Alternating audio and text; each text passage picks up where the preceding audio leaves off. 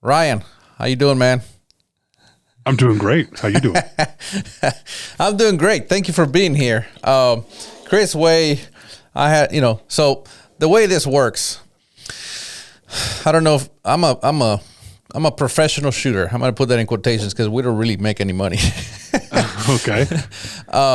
I shoot F-class, which is like bench rest, but we shoot off the ground. And Frank Galley, from Sniper Side, I met him.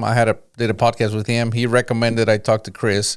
When I talked to Chris, he said, "You need to talk to Ryan. Like you guys need to talk." And the reason I started doing this podcast was mainly to get out of my own bubble and see what else is out there, because I realized I'm stuck in my own world and just pretty much I communicated with the same few people always, and we're always bouncing ideas. So I said, you know what, this is probably not very good for my self-growth as a shooter. So here we are. Now I'm talking to you. I'm glad you're thinking that. I think we all are guilty of that. And that's great that you recognize that and are trying to reach out to the people, because when I talk to Chris, he's excited to talk to me because he says he learns from me, but I think it's the other way around. I learn from him. So I think we all learn from things all the time. I think there's something to learn from everyone. There's, social media can be a great thing, but it can also be real bad for the keyword snipers or keyword warriors that we call, because they have nothing more than an opinion. And typically what they teach is something they heard from somebody else, right? It's not even their firsthand experience. And whoever they heard it from, more likely they heard it from somebody else, right? Yeah. So and then they hold these things to be 100% true without ever testing it themselves. Yeah. But they will argue until they're blue in the face online, defending something that they have zero idea if it's true, but they heard it. Yeah. And that's all they need. Well, I don't blame them for learning things only from what they were told. I only blame them for arguing and not trying to have an open mind to learn it, because the vast majority of what we all learn in life, from school, about our jobs, about shooting, about relationship, anything, we learn from being told by somebody else. Right. When I was younger and first left the military and went back to finish up some college before going to law school, I would get into debates with, some fairly liberal students about, the war and what's going on. And I would try to bring it back to the absurd point of, do you know Afghanistan exists? They go, of course I do. I say, how do you know it exists? Well, it's on a map. That's somebody telling you. Like, I heard it on the news. Like, that's somebody telling you. Well, I met somebody from there. That's somebody telling you. So it's good that we learn from what we hear from other people, but it's bad if we are so close-minded we're not willing to try something else. I'll tell you something that I walked around with this piece of knowledge for a long time, and I actually used it on other people. I was at Academy one day, and this is back when I used to go and just stare at the guns and ask them, let me hold that rifle, let me hold that rifle. And so this guy at the counter, literally I was there quite often that I got to know this guy. So he told me this story about, I wanted to buy a 22-250. I mean, I live in Texas, and I didn't figure I needed anything more than that. And he's like, oh, you want a 7 Magnum. That's what you want. He said, I have a 7 Remington Magnum, and that's what you want. He says, I was hunting in Colorado one day, and we saw 2 deer fighting at 1,000 yards. He says, and, I dialed my scope. He goes, and I had, at the time, I didn't know what he was talking about, but he said, I have numbers on my scope that I can just dial to that distance. And he said, I shot. He says, and when I hit that deer, it just knocked him completely over immediately. He goes, because he says, as the bullet's flying through the air, the nose is peeling back. He says, so by the time the bullet got there, it carried so much energy because the bullet had already, mushroomed completely, that when it hit the deer, it just knocked it straight down. And man, I thought, holy crap, that's amazing. Well, and in my uneducated mind, I thought, that's where they get those pictures of those beautiful bullets, right, on magazines. And it just made sense. So I went around telling people this for a while until I figured out that was nothing but BS. And then I felt so bad But then again, I feel guilty, right, for just believing everything I heard. So you should feel good. That's how you learn. But that's how you learn. Yeah. That is probably the very first thing that I realized that was so wrong that I was actually just going and repeating that may have been one of the things that sent me on this journey that's still going of to just because you hear it doesn't mean it's true. Hence the name of my podcast, Believe the Target. It doesn't matter what I tell you, what anybody says, the target's going to reveal the truth. Whatever the truth may be. It may be completely opposite as to what I believe or anybody else believes. The target doesn't lie. Would you agree with that? We do agree. And I'm actually want to take that a different direction, maybe than what you meant is I'm not even saying don't believe what you hear just because you heard it, or don't just accept all these things. I love the fact the target doesn't lie. I'm going to take it the other direction and say, who cares why it hit the center of the target? It hit the center. We could sit there and pontificate about what thing happened in the environment or what thing happened to the wind or what thing happened to the shape of the bullet. All I know is I do this and it works. Do that some more. So Right. Some guys get so worried about the theoretical of it. I'll actually err on the side of dumbing it down maybe too much when I'm teaching students. And I'll make the claim, I don't care if your turret had shapes on it. If you turn to triangle and it hits at 500 yards, the next time you need to shoot 500 yards, turn to triangle. Right. How many minutes is that? And how many mils and versus tenths? I don't know, but triangle hits at 500. So I'm taking believe the target the other way is it hit. Right. Or if it didn't hit, let's not sit here and stress about why it didn't hit. Let's focus on what we can do to make it hit next time. I had back in the day, because this guy told me about these numbers he had on this turret. So what I would do, I would go and I had a Leupold scope with the target turrets because I was a sniper by then in my own mind. Yeah. So what I would do is I'd go out and shoot 400 yards or whatever. And wherever the turret would land, I put tape around the turret and I'd make a mark and I put a 4. Yeah. Right. And then that was my, and again, it was not a professionally made turret, but guess what? That number hit there. And Yeah. I guess in a way it's exactly what you're saying. I could have used a triangle for that, for all that matters. Yeah. The point is, to stop stressing about some of the minutia that guys stress out about. One is I have a slight tactical bias towards shooting. I don't even know what tactical means anymore, but I came from the military side of shooting, and the students I had taught for years were all military police snipers. So I'm more interested in how can we get the fastest hit on the target. I'm not worried about diagnosing why you missed 4 feet to the right. So I'm big on my students and sniper teams working together. If there's a miss, I harp on the sniper shooter communication, because I think that between even competition teams or actual professional snipers, that communication is, a lot of it is useless and confusing. If I'm the shooter and you're spotting for me and I miss 4 feet to the right, all I want to hear from you is 4 feet left, or whatever angular measurement we're using for whatever distance. I don't need to know that I missed. I don't need to know which direction I missed. I don't need to know how far I missed by. I don't need to discuss maybe why I missed. I need to get a hit. Now, if the reason I had to aim 4 feet left to get the hit is because I accidentally had a wrong setting, okay, I can diagnose that later. Or if the wind was wrong, who cares? Let's fix it right now. Let's get a hit, and then we can talk about it. Because you'll see these guys all the time. They'll shoot the target. They won't even reload their gun. They'll be staring at their target. How far was that? Was that off the edge? Yeah, left edge. How far? Couple feet, you think? And this whole conversation happens. And I'm back there losing my mind. Who cares? Just shoot the target. After the bad guy is dead, we can talk about, what went wrong. So, yeah, but I think people overcomplicate it. I went hunting in Africa with a good friend, and we showed up and we zeroed our rifles. You fly in the plane, you get out there to the hunting lodge, and we got to confirm our zero.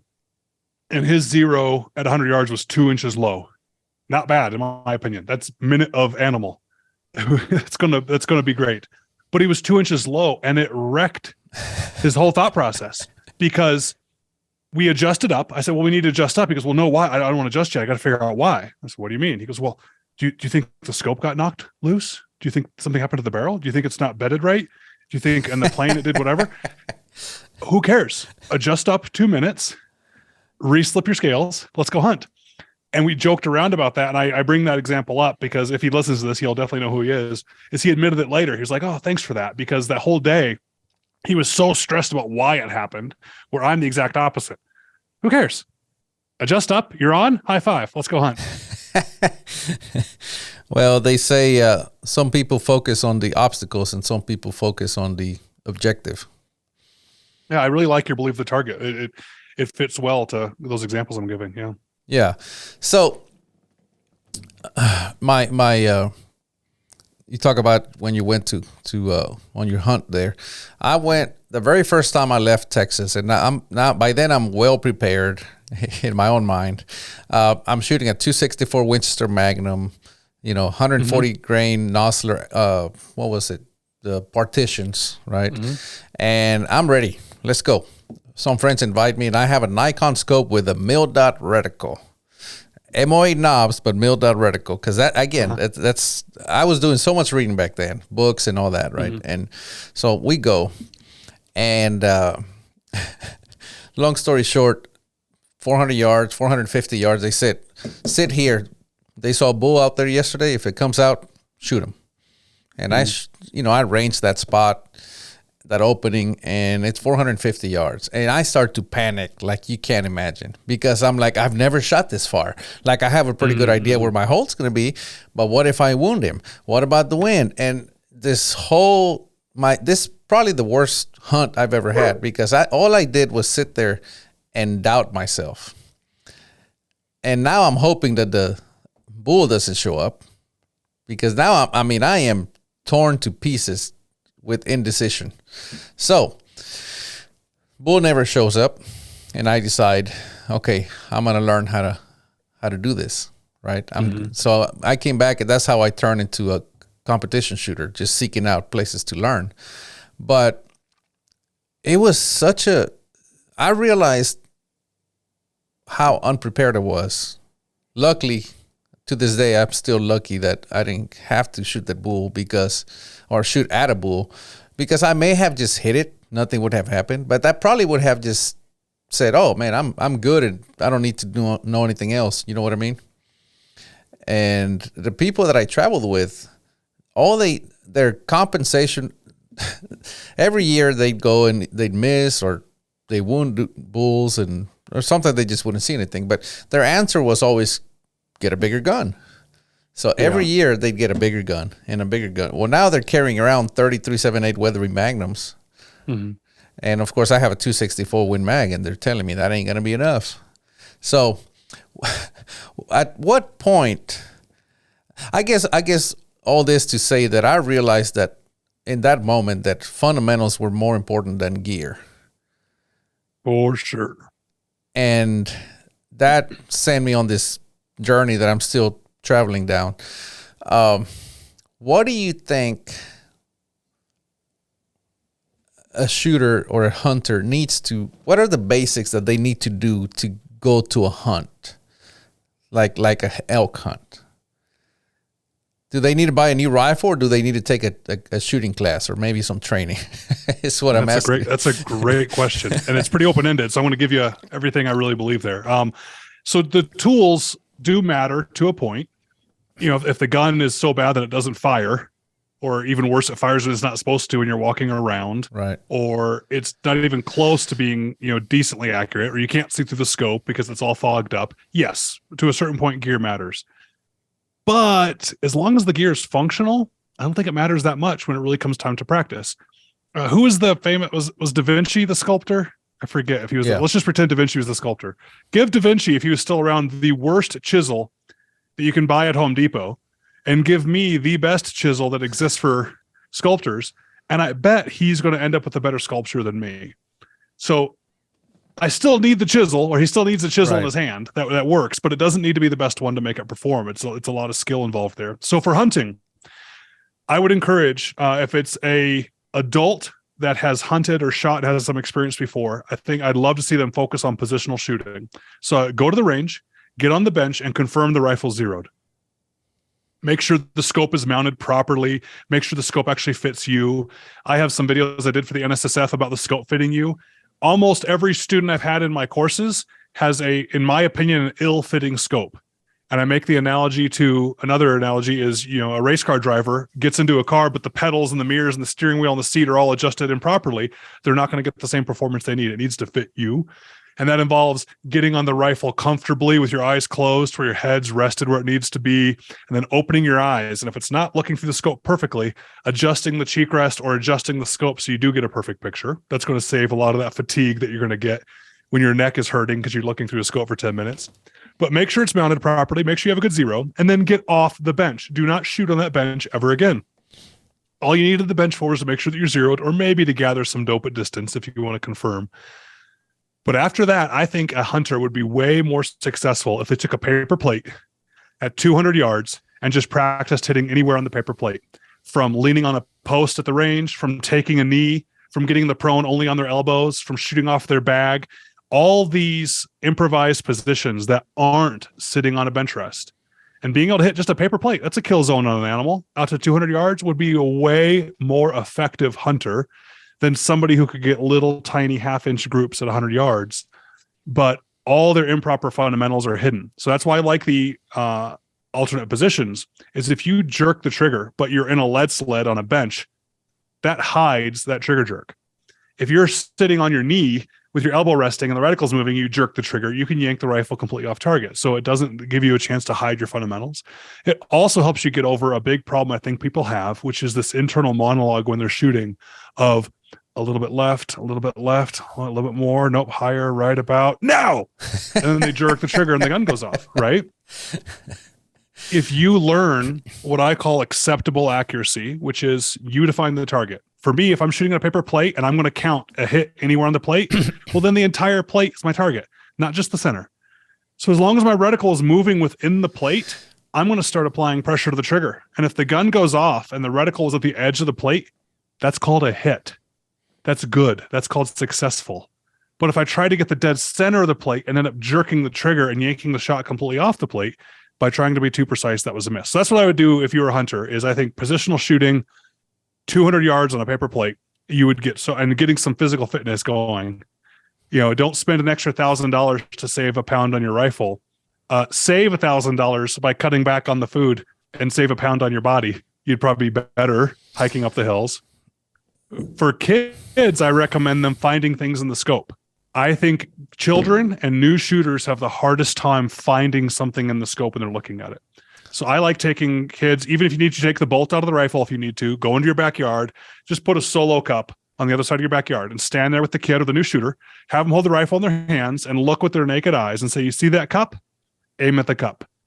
And you might be surprised how hard it's going to be for them to pick the rifle up, move their head around to be able to see through the scope, find out where the rifle's pointing and finding the cup. Doing that with a kid for 3 days, maybe 10 minutes each day, is going to make them a wildly more successful hunter. Those are my tips. When I was training my daughter, I printed the alphabet on a target. And, I was training her prone. And I'd say, okay, I'm going to, spell the word cat. So I would make her dry fire. So she had to aim at the C, then she had to find the A and then the T, and I would time her. And then we just came up with multiple words, and I just wrote down all the times, and I said, okay, keep practicing. And she got drastically better. Didn't take that long, and she got really good at finding things on the paper. That's a really great drill. I want to steal that. Yeah. Yeah, it works great because it's something that you can measure over and over and over, and it's very dry simple. Firing is so good anyway. I think especially newer shooters, I still do it. Newer shooters should be dry firing more than they're firing live. I tell them, because they want a live fire. You can't take that away from them, especially the knee shooters. And I say, fine,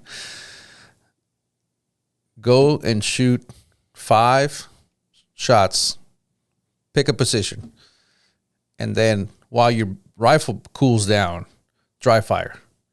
10, 15 minutes, you're going to do the same thing you were just doing with live fire. You're going to do it dry fire. Move around, kneel down, whatever. And then, again, live fire. And that gives them a pretty good training session.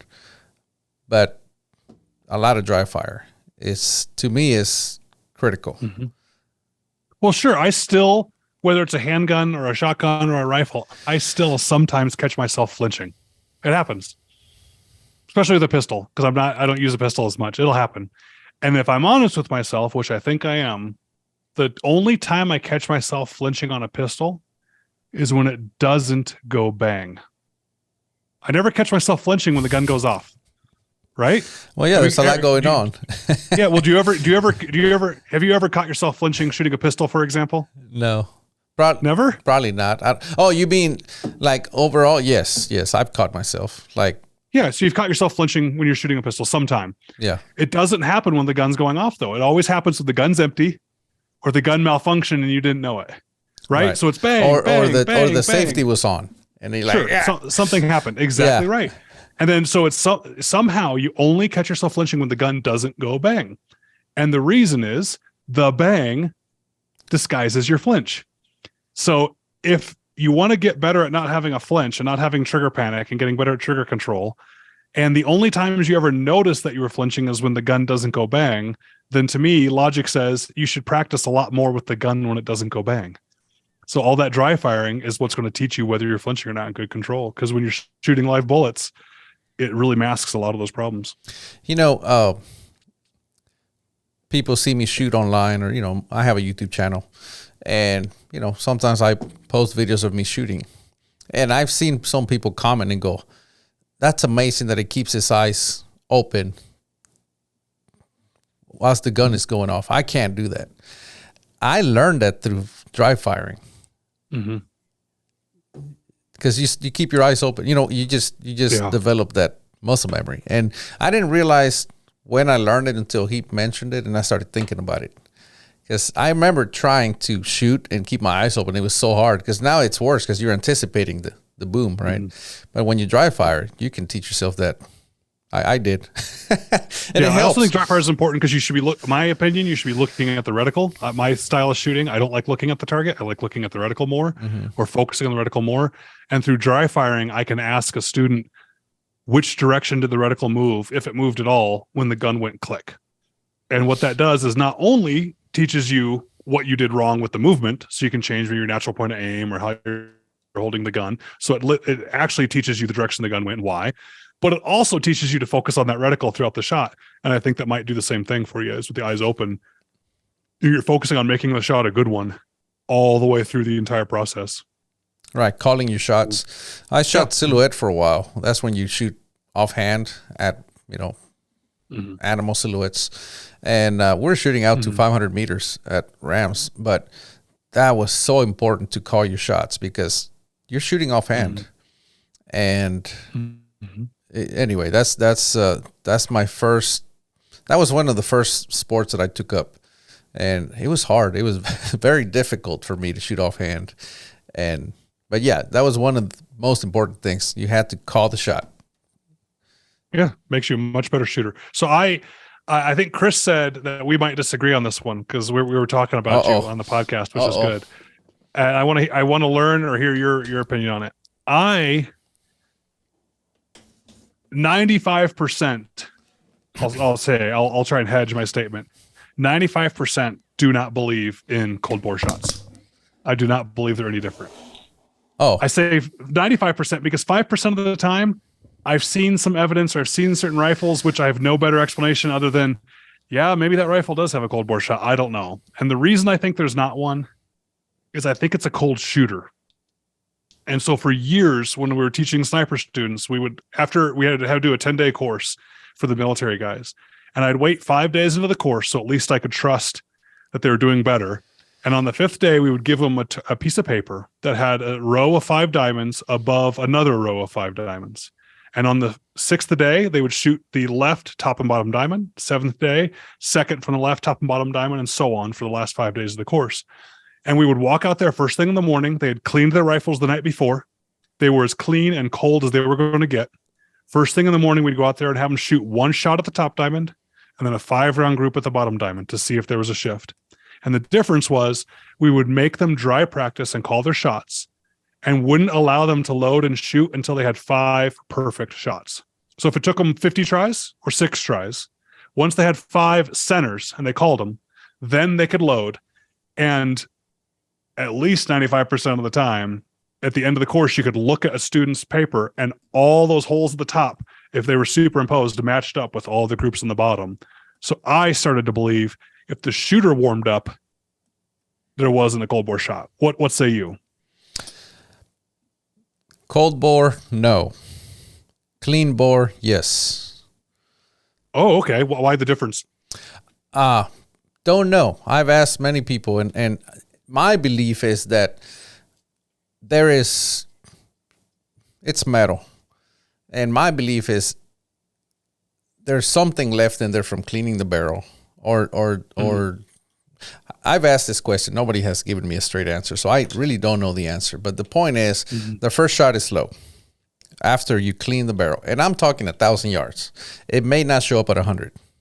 Oh, that's actually a good point, too. I was only doing it 100. Right. Yeah. So at 1,000, it definitely shows up because that's what I shoot. I shoot 1,000. And every time, and I can tell you, like, depending on my barrels, but they're going to be about a MOA low, not drastic. So even if you were shooting a target that's, I don't know, at an IPSC, you would hit it. It wouldn't show up. But we're shooting at a 1 MOA target. And, the first shot is low. If it's a clean barrel. If it's a dirty barrel, no, you're good to go. Do you think maybe it's velocity? As in, it is velocity. The dirty barrel. Well, it has to be the velocity if it's low, of course. Yeah, that's a good. Well, point. yeah, because we also shoot over the chronograph, and the first shot is like literally. I was shooting this morning, and same. We had 3 different rifles. Same deal. We shoot everything over a chronograph. First shot was 30 feet per second slow. And of course it showed up on target. And then everything else was good. But that's because we had clean barrels. But after that, now if it's already fouled in, cold or hot, doesn't matter. So you think it's most likely just filling little cracks or grooves or whatever in the barrel? It gets a tighter fit. Because that's the only reason I would think it would have higher velocities. It's a tighter fit or a better seal. So my belief was that there's always something left in the bore, like cleaning solvent or maybe something just left behind that aids the bullet and just it's more slippery, right? But after you fire the one time, all that fire, all that pressure just burns it all away, and then you're good to go. So the being more slippery makes it get out of the barrel faster, but overall the velocity is slower because it doesn't have time to build the pressure. Correct. Okay. That was my belief. I was talking to a benchrest shooter, and he tells me he doesn't believe that's what it is because those guys clean every 10 or 15 rounds. And he's like, no, that's not what it is. He says kind of what you said. He thinks it's the first bullet kind of goes and roughens things up a little, and then all the others are good. But I said if that was the case, then the second bullet would also make it increase, right? Because then that one deposits more junk, and then the one after that, it would never stabilize. That's actually one of my arguments against it too. Was I said this to Chris on his podcast. I said, well, if you're telling me there's a difference between 0 shots and 1 shot, why isn't there a difference between 1 shot and 2 shots? Again, and between 10 and 11. Yeah, same thing. I wonder, like Brian, I want to see like Brian Litz do the slow motion. Right. He does the nice slow motion shots of the bullet escaping into the barrel. Right. I'd love to see a clean barrel and try to see if more gas is escaping before the bullet or not, to see if maybe there's a theory there. Yeah, I have no idea what it is, but I just know clean barrel, first shot, it's going to be low. After that, that's it. Now, some barrels require more than 1. And this has to do with the barrels. The benchrest guys actually use lock ease. It's a lock lubricant. And after you clean your barrel, you apply lock ease. It's graphite, and that helps the first shot not be low. They say it fills in some of those cracks, but it does help. I've actually used it, and it actually does help. I don't know what it does. Again, it's magic. I file a lot of stuff under magic because I don't understand, but I don't care if it works, it works. Yeah. Who cares why it's doing it? And I love that you have the data at 1,000, because until you said that, you've given me the first credible, oh, okay, well, if you got the data that says it's going slower, of course it's going to hit lower. That makes sense. I guess the other thing is it could not be the velocity, but you're saying with the chronograph it could be the harmonics of the barrel. But if it's the velocity, that's why I'm not seeing it at 100, because I'm not going to see. Right, you're not going to see it at 100. Or at least the size of the group is going to disguise Correct. That one. Yeah, it depends on the group of the size of the group. For example, back to the benchers guys. I was talking to Bart Souter, who just won the nationals, 3-gun nationals. That means 3 different guns, 150 shots. So 30 targets, 5 shots each. 15 of those targets shot at 100, the other 15 at 200, and 5 groups with the different guns. So 3 different guns over a week. And his group size average was 1/4 inch, .250. Okay. That's amazing.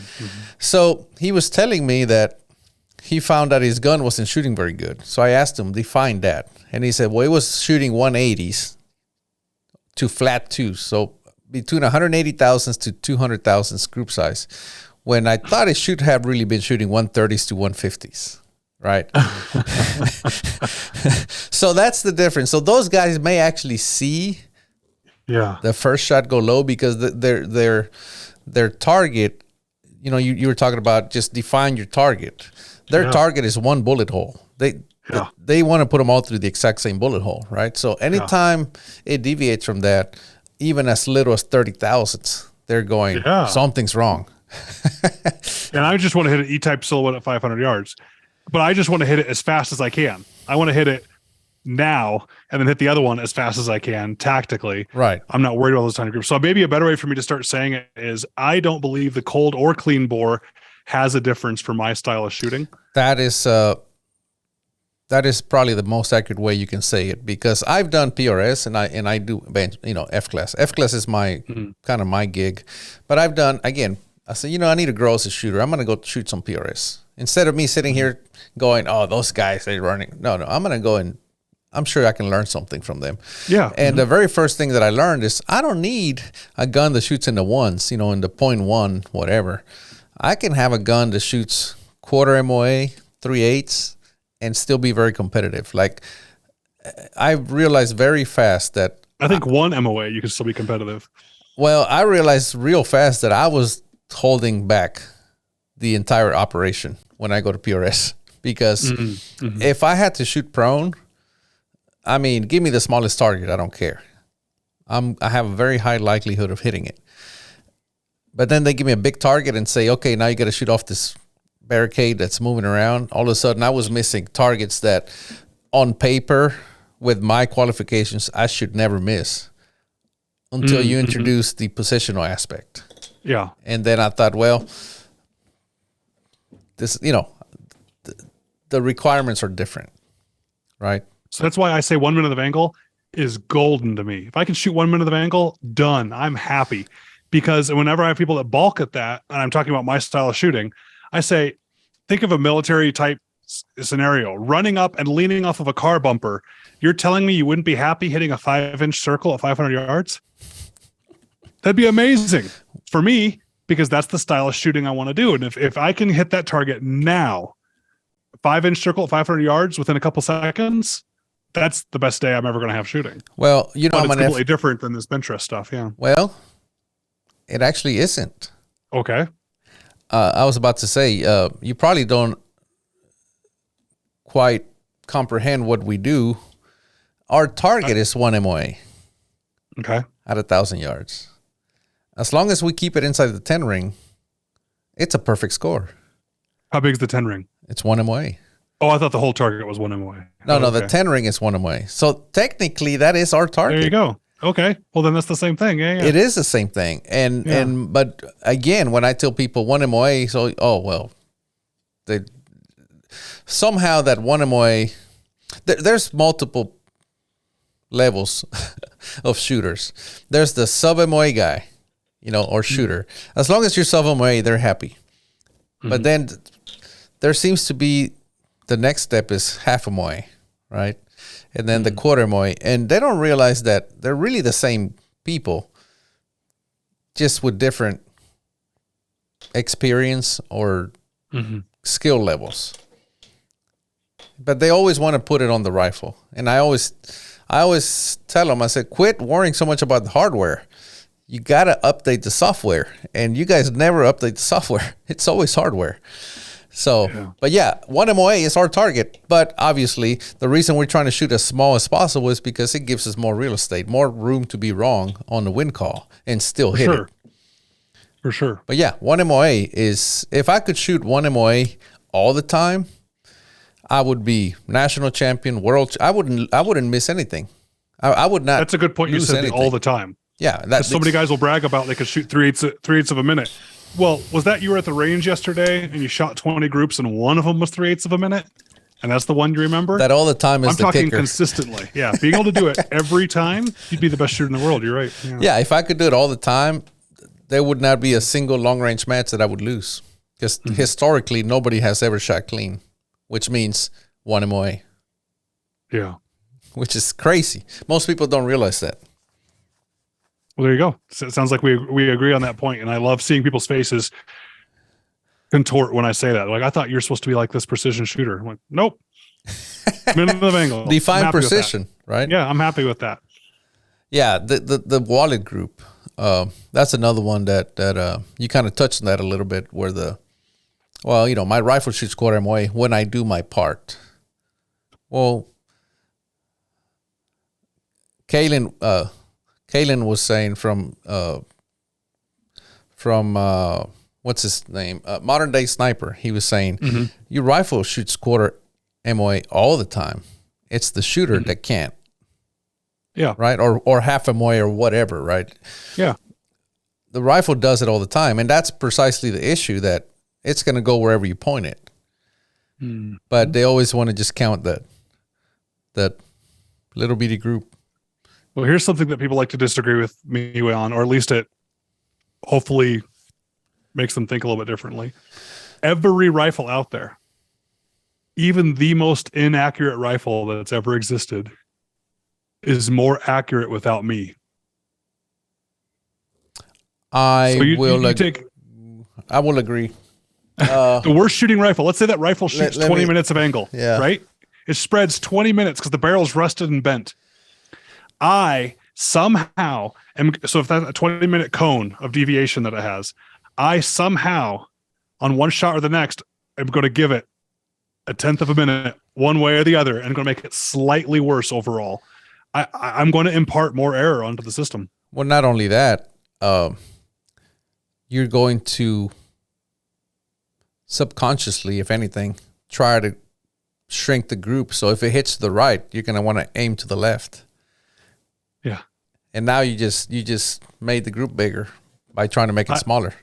We have a target on Gun University. We have targets that people can download for free for shooting. And one of them is the whole background is speckled. Like somebody took different colors of gray, black, and white paint and speckled all over the target with just the diamond in the middle.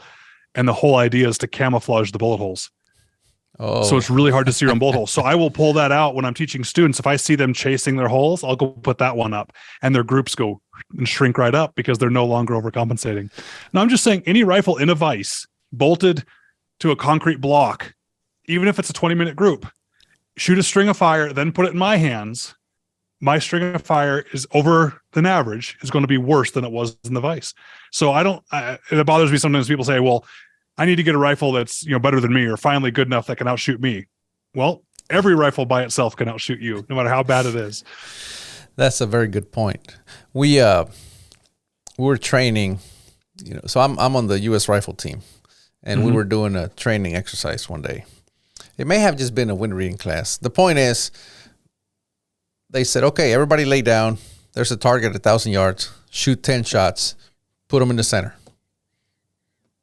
Okay, so they would shoot. And, of course, their groups were big. The wind was blowing them around, whatever. But the groups were big. Some people would shoot pretty good, keep them in the center. But then they said, okay, now the next 10 shots, aim at the center. Don't compensate for wind. Don't do anything. Just hold that center. And now everybody was shooting these smaller groups, pretty tiny groups. Yeah, they were not centered up, but they were small groups, right? And they were saying, that's the difference. We try to read the wind, and oftentimes if we would just do nothing but get centered up and just hold center the whole time, you could shoot a perfect score. but it's when we're trying to make it smaller. We're actually the chase. Yeah. The chase actually compromises the whole thing and just doubles or triples your group size. Yeah, that's also why I go back to that communication where I said I don't want to have the spotter tell the shooter where he missed. They won't see sometimes. So if we're shooting at a small target, head size target at 500, 600, 800 yards, something like some really tiny target really far. If they shoot, all I want to hear the shooter do is call a shot and reload the gun. So the spotter knows if the shot was called good, that this is something we can correct off of, and then make the correction. See the impact, say half mil left. That's it. Simple. I don't want the shooter to go, well, did I miss? How far did I miss? Which way did I miss? Because that's going to get in their head and they're going to start fudging and chasing those shots. Shooter doesn't need to know which way they missed. Give them the correction, shoot again. And it's for the same reason. And I love asking if they saw it. So a shooter will shoot and they'll, I said, well, did you miss? They go, I think so. Did you see it? They go, no, good. Do it again. Sometimes they miss because they jerk the trigger and I'll just have them shoot the exact same shot again and it ends up being a hit. But if you told them it missed off the right, they're going to subconsciously favor a little left. One thing I've seen at PRS matches. So I have this massive spotting scope. Okay. It's a BTX 95 by Swarovski. So it's very clear, very, very good spotting scope. So I'll bring it to a PRS match for my own use and I'll set it up. And while others are shooting, we're shooting 1,000, 1,100 yards on a sunny day, tons of mirage. And I'm set up my spotting scope and I can see pretty well. And you can see them. They'll shoot, they'll miss off to the right? You see the puff of dirt. And of course they correct off of it. And the next shot, it's an impact. But they can't see that impact. And sometimes the spotters, they might be looking through binoculars and they can't see it. And they'll just say no call. And the shooter will shoot and now you see the puff of dirt again. They're like, okay. And then the next shot, they make another impact. Again, no call. So now they move again. Right. The point is they can only see the misses and the impacts. So the point is, as long as they don't see what's going on, they're gonna move. Right? They're gonna move. And it's frustrating for me to watch, right? Because I can't help them. But they're frustrated because most of the shots were no call. They were actually impacts. And sometimes they would actually see it like impact. I saw it swing. Okay, impact. And the next call, no call. Well, now they're hunting. They're going to aim somewhere else other than where they held. I'll do that sometimes just to find out where I'm hitting. If I need dope for something, if I'm shooting and I can't figure out what's going on, sometimes I will just do 2 mils low or 2 mils right just to see an impact. Because maybe there's bushes or something. Just stop playing with it, move away, see what happened, and then get back. Yeah, a common trick is to just aim at the bottom of the target on the dirt and just shoot. And pay attention so you can measure on your reticle. Yeah. And that's very useful. That's what we used to do. That again, those are some of the tricks that I learned from shooting PRS. It's like, man, this is a tricky one. The wind is real tricky. Well, just dump the first shot into the ground and get your wind hold, and then just run the rest of the stage. And that's also a point of me saying, who cares why it happened? If you aim at the base and it hits 5 mils right and you don't even see any wind, who cares? Hold 5 mils left and hit the target. Later, figure out what the problem was. You got a free sample of exactly what that bullet out of that gun does at that distance in this environmental conditions. That's what happens. I don't know what should happen, but that's what did happen. Again. This brings up another story. I was shooting at K&M in Tennessee. Yeah. And I'm again with my spotting scope, and I'm looking, and the wind is coming from the right. I can see the Mirage barely moving, but it's coming from the right, and we're having to shoot all the way out to 1,200 yards. And the whole time I was there, people kept saying the wind always comes from the left here. It always comes from the left. Well, I'm standing there and I'm seeing it come from the right. Well, they start shooting and they're missing. Guess what? Off the left. And they go, that makes no sense. Boom, off the left again. Right? finally they'd correct and they hit some targets, and then they hit the target, then they had to move to another target, and guess what? Off the left. So the next shooter goes up, and of course that shooter comes off the line and he's just lost. He has no idea what's going on. Yeah. Because it's going opposite. It's going upwind, he kept saying. It's going upwind on my hold. And I said, no, the wind is coming from the right. They said, no, the wind never comes from the right here. So guess what happens to the next shooter? Goes off to the left. And they just had this idea in their head that it's coming from the left, regardless of what you see. Everything was telling them that it's coming from the right. Yet everybody kept going off the left. So guess what? I go up there. impact. Because you knew where the wind was coming from. And they said, how did you do that? I'm like, I held right. That's funny. It was very simple, but yeah, sometimes we are our own worst enemy. So that spotting scope that you have in a military sniper school that I went into, one of the tests that we had to perform through the course, we had a range with a bunch of steel E-type silhouettes at all different distances all over the place. And part of this challenge was also the shooter spotter communication. I think we had 1 minute or 30 seconds each target. And so what the instructor would do is the instructor would sit behind you in his lawn chair with his giant Swarovski scope. And he would turn and point at the target, say, spotter, come here, take a look. And you'd look through it. And he said, you see the target? Yep, I see it. All right, engage that target, go. And your time started. You had to run up to your shooter, get him his dope, get the wind call, get him on the target, get the hit. It was a good practice for that. And one of the things I've learned from the military was if you're not cheating, you're not trying. And if you get caught cheating, you're not trying hard enough. And so that was a great way for us to do that quiz. Is I would look through that Swarovski scope, that gorgeous, huge scope. We all did. Every single student did this, but we all figured it out real quick. We'd look through the scope, and the instructor say, "Do you see the target?" Nope. It's right there. I can't see it. And the whole time you're getting a wind call. You're looking at the wind, and you're like, "Oh, it's a little bit," because you can get a wind call through that much better than we could through our tiny little spotting scopes. Oh yeah.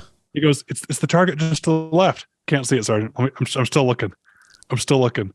And you're watching the wind and seeing if the wind is gusting at all. And once you finally got a good wind call, you're calculating it in your head too. You're thinking, okay, if it's this many miles an hour, okay, just doing all that okay, I got it now. And we'd run up. Those scopes really made a big difference. Well, yeah, that's why I have it. I'm a wind coach myself, and optics matter. I mean, it's there's no way to hide it. They matter when you're trying to see the most minute change in the wind. Yeah, I agree.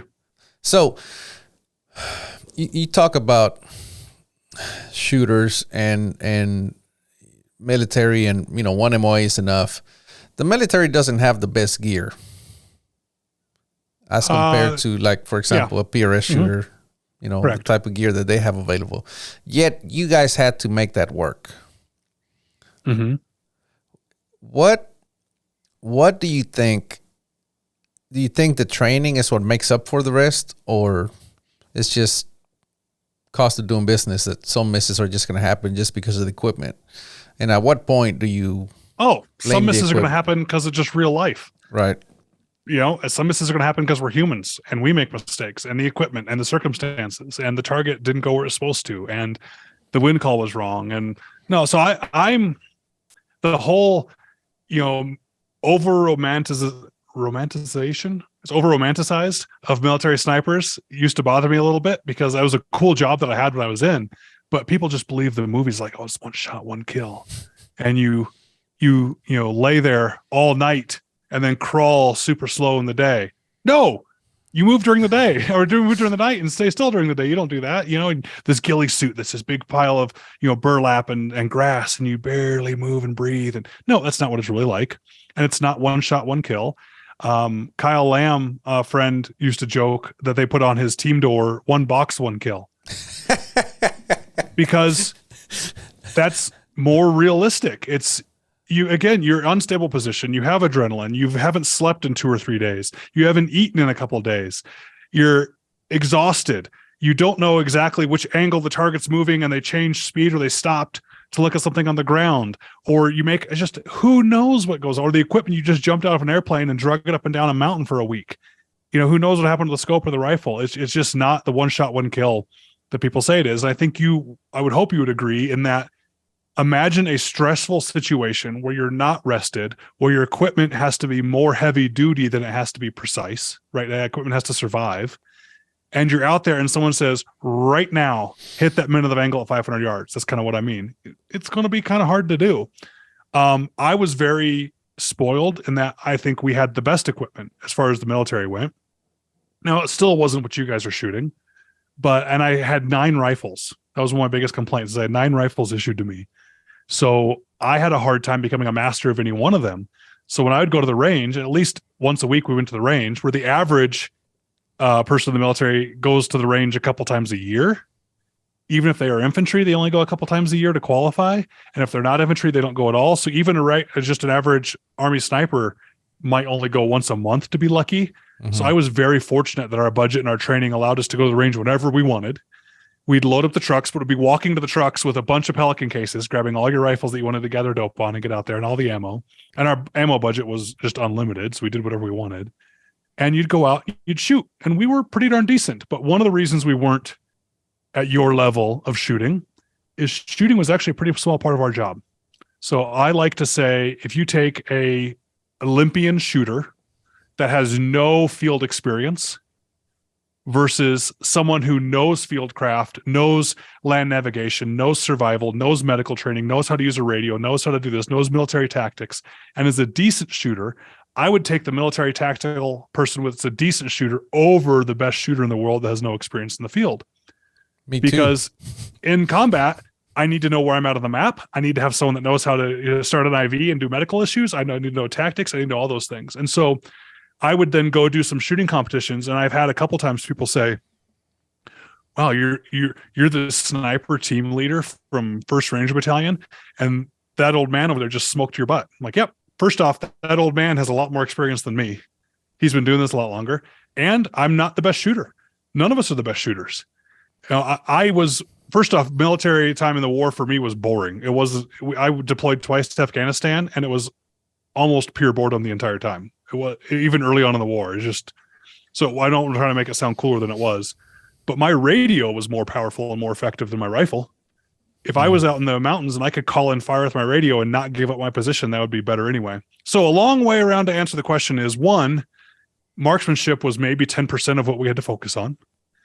The rest was physical fitness and everything else. So we had to be good enough shots. The other is our equipment. I was lucky to have the best equipment we had in the military, but it was meant to be durable, not to be precise. So every rifle or scope or everything I owned had to survive being jumped out of an airplane and being bounced off the tarmac when I hit the ground. So if it could survive that and it could shoot at least a minute of angle, I was happy. Yeah, I guess the best rifle in the battlefield is the one you have, right? For sure. Yeah. It's better than the one you don't have. Yeah, that's very interesting. I liked my M24. My M24 was essentially a 700 police, right? It's Remington 700 with a bullet barrel. That thing was awesome. Worked great for me. Shot great, minute of angle, good. The SR25, the AR-10, the gas gun, I hated that thing. And I was not alone in our hate for that gun because it just didn't function. It didn't shoot. It wasn't accurate. I'd rather have the bolt action rifle. The SPR, that was, if I could keep one gun when I could leave, I'd keep the SPR. It was a highly accurized AR-15. Shooting 5.56. That thing shot like a house of fire. When we'd be out in the training at the range, they'd bring food out to us. We'd set out, eggs at 200 yards and blow the eggs up, with a little suppressor on there, and ammo it didn't recoil. It was quiet. It was laser beam accurate. But yeah, we had a lot of different stuff. We had the Barrett 50. I mean, that's not an accurate gun. People ask me that often. Have you ever shot a 50? I'm like, yes. What'd you think? I hated it. It sucked. It was like, I shot it 3 times and I said it was terrible. I am glad that I got to shoot one because I realized I never wanted to own one. Yeah. So now jumping that thing out of a plane, humping that thing up and down mountains for days, it's just miserable. Although the magazine pouch on your body armor looked like you were a Bible salesman because you had these 2 huge pouches with these huge magazines. That's all you had with you. It was abusive to shoot. It wasn't. I mean, how could it be accurate? The barrel's like a pogo stick. It moves in the gun, but it was the most effective way to shoot a 50 caliber bullet from the shoulder. So that's what it was good for. The problem is the people in the military that weren't the ones actually doing the job were making some decisions. And so some people saw that and said, oh, wow, sniper rifle. No, it's great for anti-material. It's great for hitting a truck at 1,000 yards. Mm-hmm. It's great for that. So I had such that hang up in my mind that the Barrett was not accurate at all, that when the MRAD came around, and it was the MRAD, you're familiar with the MRAD? No. It's their newer bolt action. It's very blocky. The bolt is inside the receiver, so it looks like a 1x4, or like a 2x6, right? With the barrel sticking out the end. It's very blocky, rectangular, and the bolt is inside the upper receiver with a Picatinny rail the whole way. And it's just I don't get this thing, and it's a Barrett. It's not going to be accurate, so I didn't like it at first. Now, that's the gun I go to most of the time to go shoot for accuracy for long range. Wow, that rifle for tactically shoots like a house of fire. And you change the barrels and calibers. So I can shoot it in 6.5 Creedmoor or 3.3 at Lapua. I can shoot it and you just undo the torque wrenches, new barrel goes in, go out and shoot some more. Now, it's not what you guys are doing. It's not bench rest. I'm not measuring in tenths of minutes. I'm shooting to a mile, but I'm shooting a minute and a half target of the mile, missing off the right twice, hitting it once, missing low, hitting it 2 more times. That's kind of what I'm doing, and I'm having a good time with it. Yeah. Again, you touched on this. It's you have to decide what your target is, and then be happy by hitting it. Like me, I shoot at a 1 MOA target. Earlier, I was at the range, and I shot at that target 22 times. I hit it 20, and I'm going to tell you, I wasn't happy. Because I want to hit it 22 times, right? I would have been happy. Yeah, that's the name of my game, though. Keep them all inside the 1 MOA target. And it was windy, and it was the wind was switchy, but hey, that's why I go out there and shoot because and typically when I'm shooting at practice, I shoot through everything. When I'm shooting competition, if the wind switches, I stop and I wait for my condition to come back. But obviously, I'm trying to train, right? So I just shoot through everything. But yeah, still 20 out of 22, I was not happy. Well, that's what makes you shoot as well as you do, and why I can't do 20 out of 22. And the record that's at a 1 MOA target. The current record is 22 shots inside of half MOA. That's the X ring. Inside the 10 ring, they put an X ring that's half MOA. The record is 22 shots. That was quite impressive. 22 in a row. I would bet, though, that shooter probably couldn't do it again on demand. No, he can't. He hasn't ever since. And he's going to be the first one to tell you that he got lucky. But, it's preparation, right? Yeah. Luck is when preparation meets opportunity. Right. So I think that I just want people that are listening to this to recognize that when you shot a good group yesterday, great, be proud of yourself. But don't claim that you can shoot 3/8 all the time. That was your best group yesterday. You can't necessarily do it again. So when Eric and I are saying a minute of angle, we're talking about right now. While we're sitting here at the range talking, and we're talking smack to each other about how good we are, right now, that target shooting a minute of angle is what's impressive to me. Not what the best group was yesterday. I think the difference in my sport, the fact that, we do, it's a 1 MOA, but we're shooting 20 shots. It's a 20 shots. The 20 shot is what makes it hard.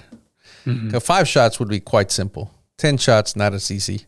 20 makes it super tough, right? So there's also that metric, right? People say, well, I shot quarter MOA. Well, how many shots?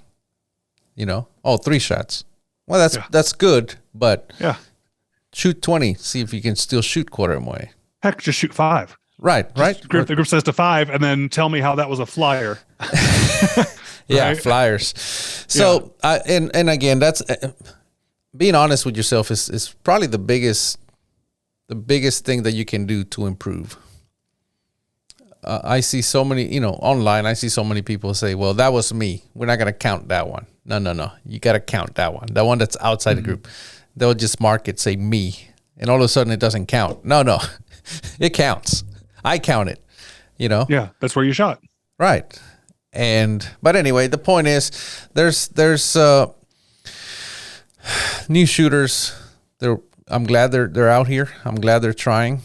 And I'm glad that they're willing to put themselves out there. But one MOA, I think if they can strive for one MOA, baby steps, right? But they're probably going to realize how much harder it is than they think to shoot one MOA all the time, especially the Chris way, the rifle craft thing, that craft drill. That thing is, it's hard. I haven't done it, but I looked it up and I'm like, oh man, that's going to be hard. He said that no one to date has ever shot at 1 minute of angle. Well, I told him during the podcast, he goes, you can probably shoot about 1 1/4. I said, then I'm just going to leave it right there. Cause if I shoot it, it's, I have a lot to lose and nothing to gain. So as long as you believe I'm a 1 1/4 shooter, I'm happy with that. But yeah, it's hard. It's very hard to shoot different positions. That's what makes PRS hard, or even hunting. Yeah, but that's why I want that 1 minute of angle also to be enough too, is so people don't keep chasing it at the bench. You shot 1 minute of angle over a few groups, great. That means your fundamentals are good enough. You understand how to zero and adjust your scope. You understand what's going on at the target. Start getting into a different position, because not only because it's more realistic for hunting, which I think most rifle shooters are for, is hunting or just sporting. You're talking the average guy that goes to Cabela's is because he likes plinking or hunting. Right. So not only is it going to make you better at that, because those are the real positions you're going to be shooting that in those scenarios, but it also start making you better, because once I shoot a minute on the bench and I get off, I'm going to start seeing my flinches. I'm going to start seeing my bad control. I'm going to get better at that. Then when I get back to the bench, I might tighten up, and then back and forth. I just don't want to get sucked into that bench for me, chasing the tiniest group ever, just because that's not very fun for my personality or what I like to do. Do you hand load? Sometimes. I go through phases. I haven't hand loaded in a few years, because I go back to, if I get a good enough gun and good enough match grade factory ammo, it does that sub minute of angle for me. So I have fun. Now, sometimes I'll hand load because I just like tinkering. I enjoy firearms, I think, like you do. And so if tonight I'm sitting here and I want to tinker and play around with firearms, it's fun to just grab a beer and get some reloading done, especially if you reload with a friend. I think that's a great way to do it, is got a buddy and you get to hang out and talk about life and reload together. I like to do that, but no, I've been so spoiled lately that I just factory ammo is very good nowadays, especially the quality premium stuff. We bought 2 rifles. We call them the 6.5 Needs More series. So we went and bought 2 Remington 700 rifles. The SPS, just the cheapest that we could find. And we shot them but we put Burger factory ammunition through there, the 130 hybrid. So premium ammunition. We mounted really good scopes, Collis 3-18 scopes on MDT mounts, MDT rails. Everything was perfect. We were isolating the rifles only. And one rifle shot 1.5 MOA, the other one shot 3.5 MOA. Yeah, exactly. And the serial numbers were only 3 numbers apart. So they were as identical as we could get them. So, okay, the next thing was take them apart, see what's going on, right? And we started fixing them, right? The torque the screws, put pillars in them, and then we got them down to about 1.25 MOA, both of them, consistently. And then we started baiting them and all that. Long story short, we got them all the way to 0.5 MOA with factory ammunition. Didn't have to hand load, didn't have to do anything. And they were shooting really good. One of them, we started upgrading. One of them we left alone. We started putting it through in a chassis. We put a aftermarket trigger.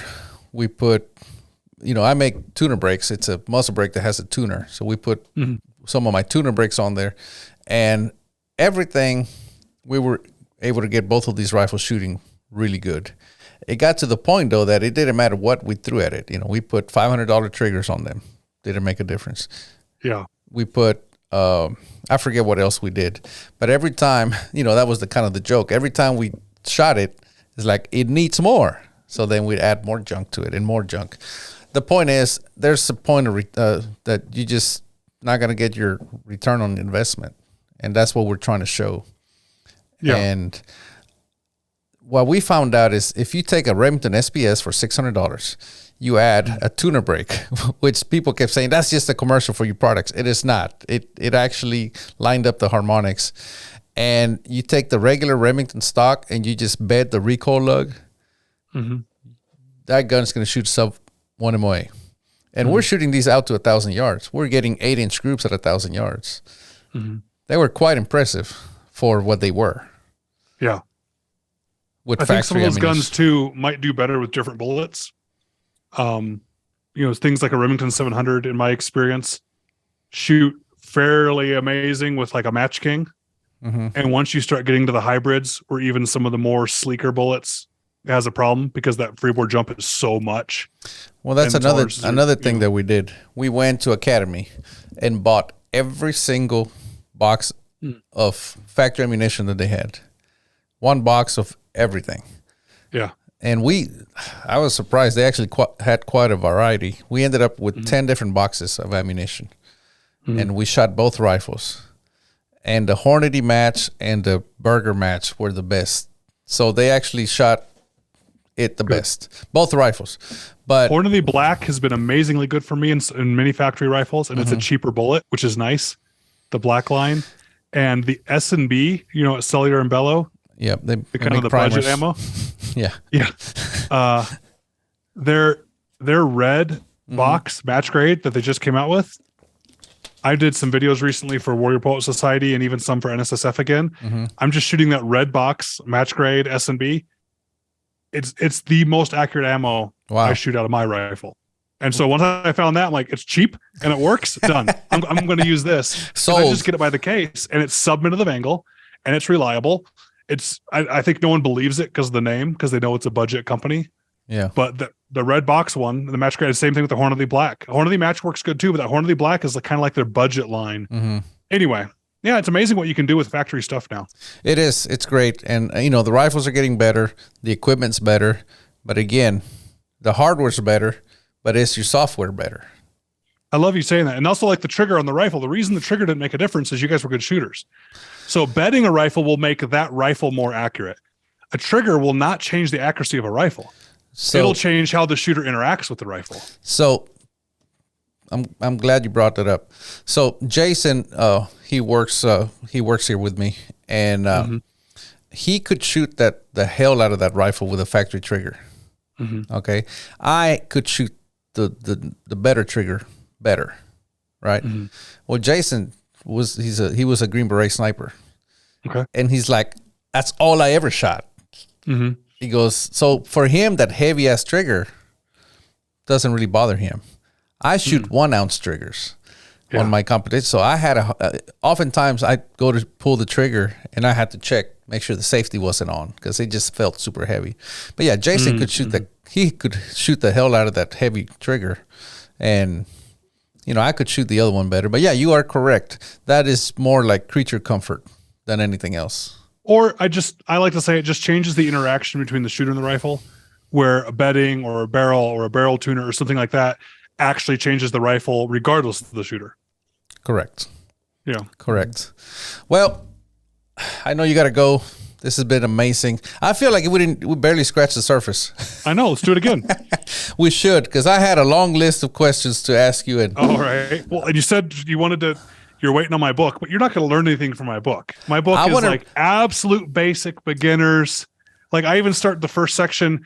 This is this part of the scope. This is the trigger. This is the bolt handle, because I wanted to get everyone on the same page going. So it's going to be beneath you. Maybe you'll pick up a nugget in there that you agree or disagree with. But I read a lot of books getting started about snipers and fundamentals and all that stuff. And that's where I learned about the coin trick where you put on your barrel and you dry fire.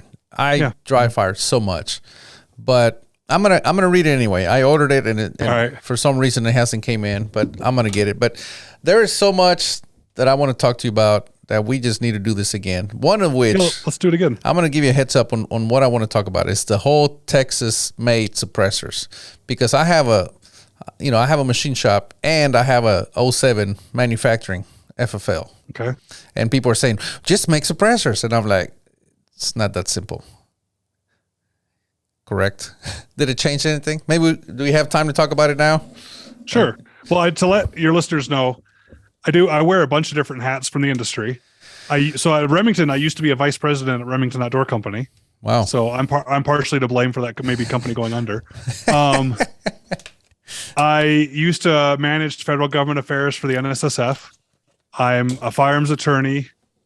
We talked about I was in the military. I write books. I run websites. So like Gun University is mine, and a buddy of mine's. We run that together for fun. Another one is Rocket FFL, which is a website that has online courses to help people get their FFLs and learn about ATF compliance. So I think that's why you're bringing that up. Yeah, is to let people know, as I'm not just a shooter. I'm also you wear many hats. The subject matter expert for ATF compliance stuff, especially FFLs. All right, yeah, we can talk about it real quick. So what is your specific question? Meaning not that easy, like you want to know what's involved? Well, people think you can just bypass a whole lot of paperwork by just making the suppressor in Texas. And from what I understand, that's not how it works. No. Well, so can you clarify that, please? Sure. It kind of does and it kind of doesn't. So Arizona did the same thing where they said, hey, if you make a product out of all of one state, then the federal government doesn't get to touch it. Well, yes and no. I'm going to go a bit far for a second. Is one of my podcasts that I haven't done in forever is called Trigger Words. I talk about laws. So I talk about gun laws and I talk about how just laws work and the Supreme Court works. And I talk about big picture topics like just how the Supreme Court works and their authority. I talk about what interstate commerce is. So what we're referring to now is interstate commerce, where the federal government technically doesn't have control over anything we do unless it goes through interstate commerce. Meaning if an activity or an item is solely within one state, we call that intrastate, the federal government's not supposed to be allowed to touch or dictate that. So even today, if the federal government wants to make speed limit regulations, or they want to make certain standards for schools or do certain things, if it doesn't go to interstate commerce, the federal government doesn't have an authority. But the way they do it is the federal government says, hey, Texas, you're going to make the driving age 16. And if you do, we'll give you a bunch of money for your highways. And if you don't, we won't give you money. So technically, they don't have the authority to pick the drinking age for Texas or the driving age for Texas, but they do it because they buy it off. So that's how that happens. Well, the interstate fight happens, I think it's Wickard v. Filburn. So someone can Google that and quote me. If off the top of my head I got it wrong, I probably did. But off the top of my head, that's a Supreme Court case where a guy was growing his own wheat in his backyard. And he grew the wheat from seeds he got locally from the city. He made sure the tools he got were made from a manufacturing plant in his community. And only the water came from the rain from here. And he went so far as to say even the machinery he used and the way he bagged the wheat was all intrastate, so that the federal government should not be able to tax him because nothing was interstate. And he went all the way to the Supreme Court and he lost. And this is absolute BS. But the Supreme Court said that, yes, even though the wheat and the water and the tools and the machinery and the this and the seeds and everything was in the state, and you've completely taken yourself out of interstate commerce, but because you did that, because you took yourself out of interstate commerce, you didn't go to the store and buy bread from the store. And that bread from the store was made in interstate commerce. So because of what you did, you have affected interstate commerce by not buying bread from a company from out of state. So therefore, that company lost out on the sale, and so therefore it's interstate commerce. So since then, the whole interstate, I am big on liberty and libertarian views and rights against the government. And I am disgusted that this whole interstate commerce protection we used to have, effectively, here's the way to remember this, everyone. The government can make and has made anything interstate commerce. So for example, you make a silence. So I think what you're talking about is some people, Texas and Arizona, maybe another state have done this, where they said, hey, if you make a silencer or an NFA fire type firearm out of everything made in a certain state, and you only sell it to someone in the state, and it says on the silencer, made in Texas, so it proves it was made in Texas, it's not interstate commerce. The ATF has no authority. You don't have to NFA register it. Good to go. We're going to thumb our nose at the federal government. Well, there's a problem with that. All these court cases from interstate commerce that actually did go to the Supreme Court, they always go back to where the actual foundry was that made that steel, where the drill bit maker was, where the machine that your lathe was from, where the oil in that lathe went from, the computer that you used to make that online sale and process the credit card transaction might have been made somewhere else. They can go as far as they want down to literally to the oil was in another state. I cannot imagine you can really truly make something only in Texas. Well, anymore. I mean, I can just say, well, you use the internet.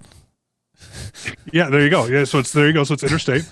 So I don't think you can truly do it anyway. But even if you could, that's not going to stop the federal government. That's kind of like states now that allow marijuana to be legal, and the gun owners are like, "Oh, well, I live in Colorado. Pot's legal in my state, so I can marijuana." And I have to remind them as an attorney, no, under federal law, it is still illegal to possess or smoke marijuana. And if you do that and you get caught, you can lose your gun rights, because being a unlawful user of marijuana makes you a prohibited person. You're not allowed to possess a gun. You're not allowed to buy a gun. You're not even allowed to possess an empty brass case. That's how serious the federal law is. So just because it's legal in your state doesn't mean that you should go advertise online that you like, or even to do that at all, because federally it's a problem. So all that to say for Texas is I would recommend not being the test case, because if you did that and the ATF decided to come after you, the state of Texas is not going to show up and represent you in court and help you get out of court and help you get out of trouble. You're going to be in federal court being prosecuted by the ATF because a federal law says you're not allowed to do that. I just don't think it's worth it. Now, as a type 7, which means type 7 FFL, you're a manufacturer. Are you also a class 2 SOT? No. You should be one. Okay. It's $500 every year. Okay. And once you become a class 2 SOT, you can make as many silencers as you want. So if you get yourself registered as a class 2 SOT, then you can make as many NFA firearms as you want. You can make machine guns with no prior approval. I can walk you through how to do it if you want. You can make any NFA firearm right now. While we're on this podcast, you could have been taking out a DeWalt drill and drilling an AR-15, drilling the auto sear hole and making a machine gun with no prior approval. As many as you want. The only requirement is within 24 hours, you notify the ATF that you made it. Okay. So I tell people, make all you want and then put it in a bin by the end of the day. And then the next morning when you come into work, everything in that bin gets reported to the ATF. And you just go, hey, ATF, heads up. Yesterday I made this. Thank you. Nothing approved. Nothing having to wait for permission. You just notify them it's gotten made. Yeah, but then once you have to they're mark made it properly and all that. Yeah, once they're made, for example, if I, like you said, you could have made a machine gun. If I made a machine gun right now, today, I record it tomorrow, then what? You go shoot your machine gun. I get to keep it? Yes, legally? You're an FFL. Yes. When I was at Remington, how many machine guns do you think we had? I don't know. Thousands and thousands of machine guns, right? I think there was a bad connection. Yeah. And what you actually said was that you intend to make firearms someday. Yeah, I do intend. That's what you said. Right. Yeah, there you go. So that's why you have the yeah. FFL. You can't have it just for personal use. That you're not allowed to have your FFL for solely personal use. But if you're using it in connection with your business or you intend to make them someday, great. So if you make a machine gun, you can't just make machine guns for your own collection, but you can make machine guns if maybe your business use is renting machine guns to people, letting them shoot the machine gun. Or if you made a machine gun, I can't believe that with your name, you might not be able to convince some law enforcement agency somewhere to buy a Cortina Precision AR-15. Yeah, it would be so awesome. if you make one and you go demonstrate how accurate the rifle is, oh, and by the way, it also happens to be full auto, there's your justification. And if you have that with you for years and that's your demo, and sometimes you show it on videos or sometimes you use it to demonstrate for potential sale, that's all you need to do. Yeah. Yeah. Awesome. So if you make silencers or you make SBRs, you make things like that, we'll talk before you do it. I'll get you on the right path. We will talk. I'll at least get you into one of the courses. The online it teaches you everything.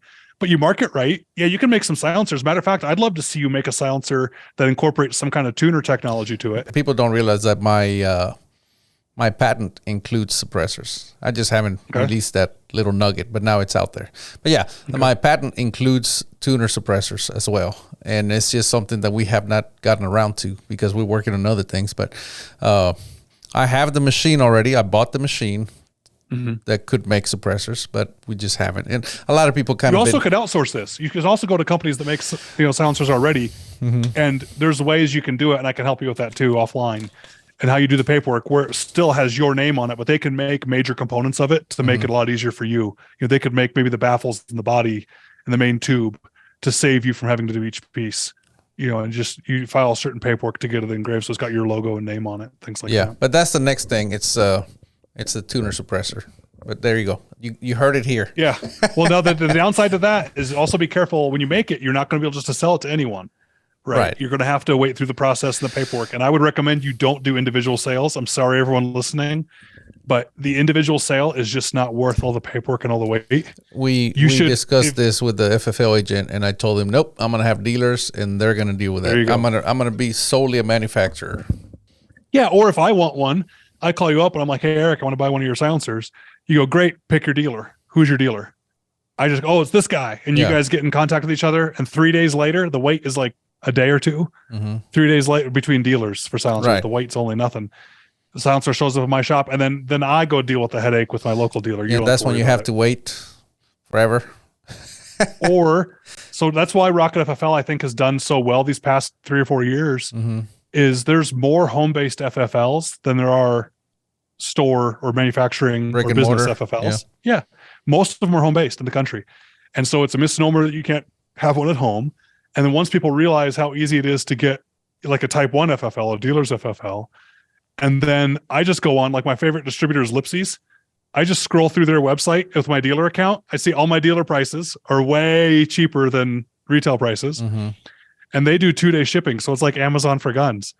I find the gun I want, I click the button, and 2 days later, I have a gun on my front doorstep. I don't have to worry about it. Or if I want a silencer, let's say you start making them, and if I want one, I'm just going to send you my FFL information, and 2 or 3 days later, I'm going to have it. Right. So I think a lot of people realized, especially for NFA stuff, it's just so much easier just to get your own FFL and go that way. Yeah, sounds like it. Ryan, it's been amazing. We're going to have to do it again. We're going to have to do it again because we barely scratched the surface. This whole, there's just so much. And every time I talk to somebody new, more questions pop up, right? Good. As well as answers. All right, I love it. I'm glad we found the time, and I really appreciate you having me on. All right, Ryan. Take care, man. We'll stay in touch. You too. Thank you. All right, bye-bye.